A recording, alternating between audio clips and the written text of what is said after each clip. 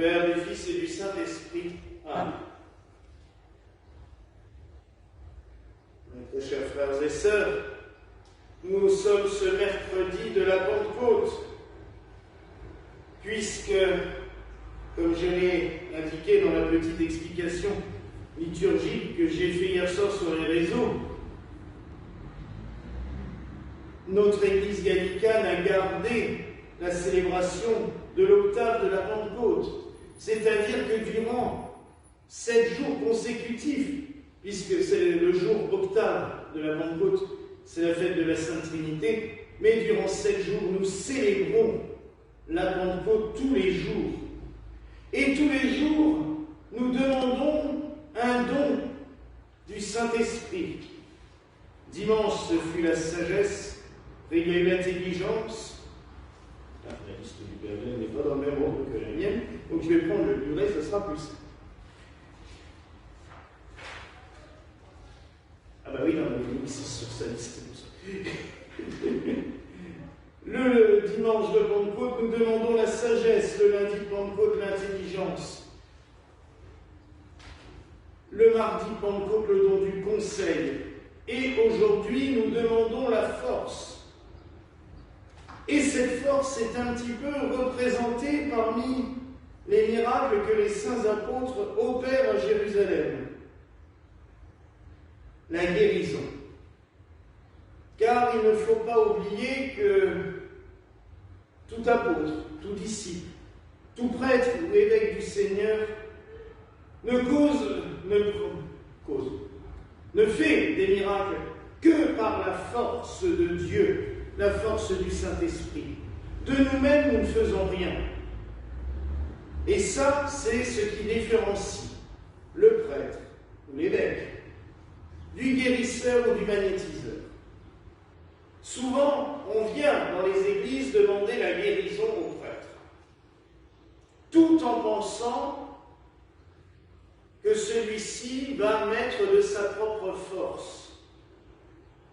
Non. On peut avoir des dons particuliers que le Saint-Esprit nous a donnés, mais ce n'est pas de notre propre force que nous utilisons pour faire cela. C'est les dons que le Seigneur nous a donnés, et notamment le don de la force. Ça me fait rire quand j'entends ce don de la force, parce qu'on a l'impression de se retrouver dans Star Wars. Vous savez, il y a le bon côté de la force et le mauvais côté de la force. Comme de tout. Dans tout d'ailleurs. Mais là, la force en elle-même, on sait exactement d'où elle vient.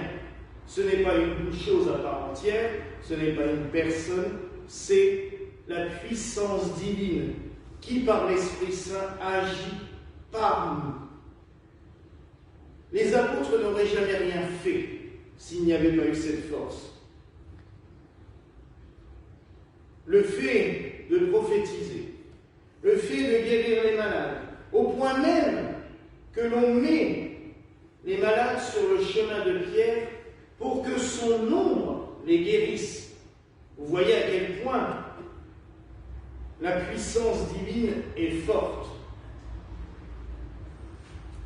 En ce jour, nous demandons la force. Et en même temps, nous lisons l'Évangile où le Christ nous rappelle qu'il est le pain de vie, le pain vivant qui est descendu du ciel. Si quelqu'un mange de ce pain, il aura la vie éternelle.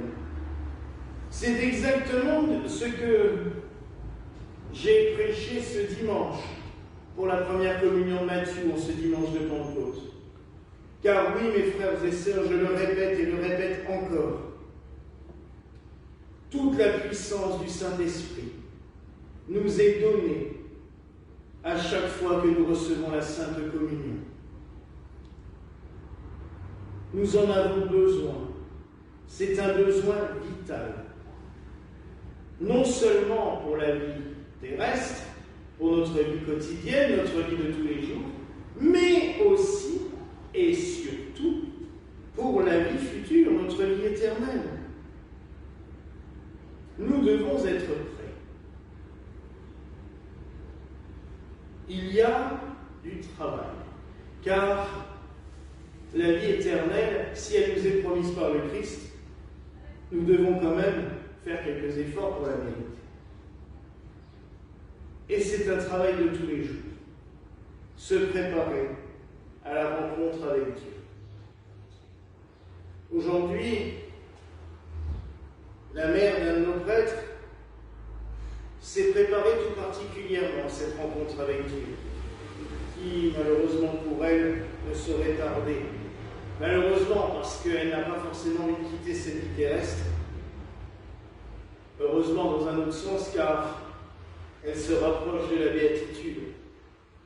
Mais là aussi, il faut une force considérable. Non seulement pour elle, pour ce cheminement, mais aussi pour son fils prêtre, pour l'accompagner. Vous savez, mes frères et sœurs, le sacerdoce n'est pas, comme je l'ai déjà dit aussi, n'est pas une chose évidente. Et il y a des moments du ministère qui sont plus compliqués que d'autres. Et là aussi, nous avons besoin de l'Esprit Saint.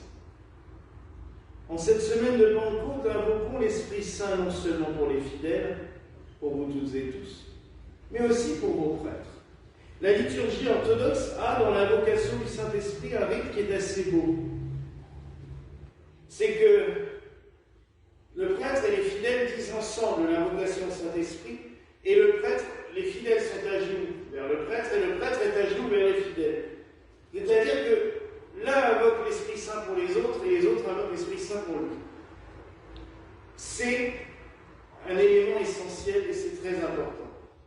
C'est un dialogue entre les uns et les autres. Enfin, aujourd'hui, nous sommes aussi le mercredi des 4 temps d'été, ou 4 temps de Pentecôte. Les 4 temps, je vous l'ai déjà dit, c'est un temps de pénitence, habituellement, de jeûne aussi. Durant l'octave de Pentecôte, on voit moins le côté pénitentiel puisqu'on ne se met pas en violet et il n'y a pas ce côté, il n'y a pas ces jeûnes. Mais il y a quand même ce temps de sanctification. Ainsi, samedi, le samedi des 4 temps de Pentecôte, nous prierons encore une fois pour les vocations. Aujourd'hui, comme à chaque mercredi des 4 temps dans le rite gallican, nous allons invoquer le Seigneur pour la saison qui vient, l'été. L'été astronomique commencera le 21, nous le savons. L'été, le 21 juin. L'été météorologique, j'ai découvert ça cette semaine, on en a parlé cette semaine, commence demain, le 1er juin. Vu la chaleur qu'il fait ici, je peux vous garantir qu'on est bien arrivé en été ici. Et il y a aussi l'été celtique, qui lui a déjà commencé depuis le 1er mai, et on est en plein milieu. Pourquoi l'été celtique? Parce que les anciennes saisons commençaient à cette période-là, et en fait les équinoxes et les solstices étaient au centre de la saison. Depuis, on l'a décalé pour faire commencer la saison lors de ces jours-là, alors qu'avant, ces jours-là étaient le pic de la saison où il se trouve. Ainsi, nous allons prier à la fin de la messe pour la sanctification de l'été qui vient. Pour demander au Seigneur, encore une fois, la pluie et le soleil en un juste équilibre, mais aussi que toutes les récoltes se passent dans les meilleures conditions possibles. C'est exactement la même chose que nous faisons la semaine de Pentecôte pour les fidèles. Nous prions pour que le grain qui a été semé durant tout le temps pascal, c'est la saison, je vous rappelle, qui était propice au baptême dans le temps, pour que ces graines que nous avons semées dans le cœur des uns et des autres grandissent, mûrissent, que le peuple chrétien augmente et grandisse toujours plus. Alors mes frères et sœurs, en ce soir où nous prions pour l'été fertile dans notre nature, dans nos campagnes, prions aussi pour l'été de l'Église.